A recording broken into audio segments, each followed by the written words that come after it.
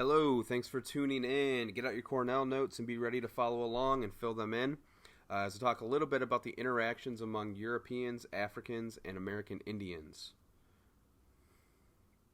First, our learning target. Before we get too far ahead of ourselves, we're kind of really looking at understanding this idea that exploration and colonization of the New World, of North and South America, the Caribbean islands, initiated worldwide commercial expansion as agricultural products were exchanged between the Americas and Europe. For those of you that have taken a look at your vocab on Quizlet, which hopefully you have, you should recognize this as the Columbian Exchange. Our essential questions, which you find at the top of your Cornell notes and in your summary. These are the questions you will be answering. Just a couple sentences each should suffice. First, in what ways did the European cultures, African culture, and Americans interact? What were the consequences of those interactions between those cultures? So starting off, this idea that the explorations and settlements of the English in the American colonies in Spanish in the Caribbean, Central America, and South America often led to violent conflicts with American Indians. There's this conquest or this obsession with finding gold, agriculture, and it ends up in the end in a lot of violence. You see this image depicted here. This is the military fighting natives. This is a little bit later. This is in the 1800s, but this is the typical image that is conjured up when Hollywood makes movies about cowboys and Indians. This is the reality.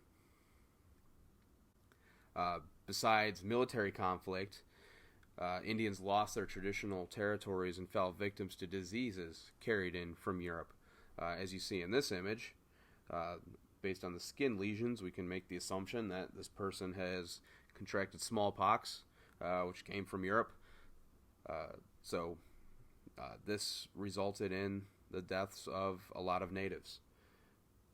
Besides diseases brought in from humans, livestock brought in from Europeans also transported a lot of disease into the New World. The French, a little bit different here than the Spanish. By contrast, French exploration of Canada really did not lead to the large-scale immigration from France as it had from Spain. And French relationships with native peoples were often a lot more cooperative. You see New France, or this is modern-day Canada up here. Most of the economic activity of the French dealt with the fur trade.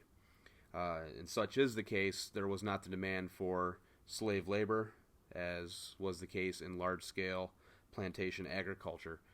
So that helped with better relations with native tribes. But also the French were more open to learning about native culture. They learned native languages. There was intermarrying between the French and natives. So you kind of have a conversion of culture, a blending of culture, and an exchange of culture. So it made for a much more cooperative environment. Slavery develops out of initially the Spanish encomiende system, which was employed by the Spanish. Another vocab term, you should make sure you get that down. The growth of an agricultural economy based on large land holdings, or what we call plantations, in the southern colonies and in the Caribbean led to the introduction of slavery into the New World. And it really starts in the Caribbean with sugar plantations, which you see depicted here. These slaves are harvesting sugarcane with an overseer nearby. This is in Jamaica or Barbados. That's the beginning of African slavery in the New World. And then with tobacco in Virginia, the first Africans were brought against their will to Jamestown in 1619 to work the tobacco plantations. And this is the beginning of the Atlantic slave trade, or triangular trade. Another vocab term, triangular trade, that idea that not only goods like tobacco and sugar, but slaves themselves, other agricultural products, were transported between Africa, Europe, and the Americas. Just kind of kept on going, a continuous loop of trade between those 3 points. All right, so go ahead and, sorry about that. Go ahead and do your summary of your Cornell notes. Remember, you're responding to the essential questions, which we'll go back to here for a second. So if we take a look at this idea that cultures interacted, consequences of that, the major consequences, you get the development of slavery.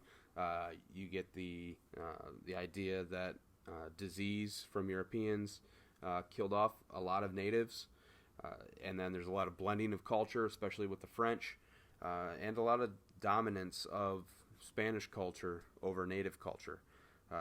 We'll get into the English a little bit more, especially as we get into Jamestown in class.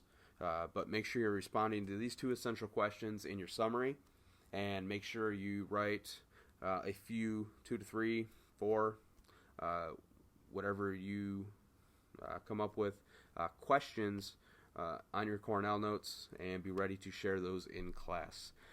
Thanks for watching, and stay tuned for the next set of notes and the next video podcast. Thank you.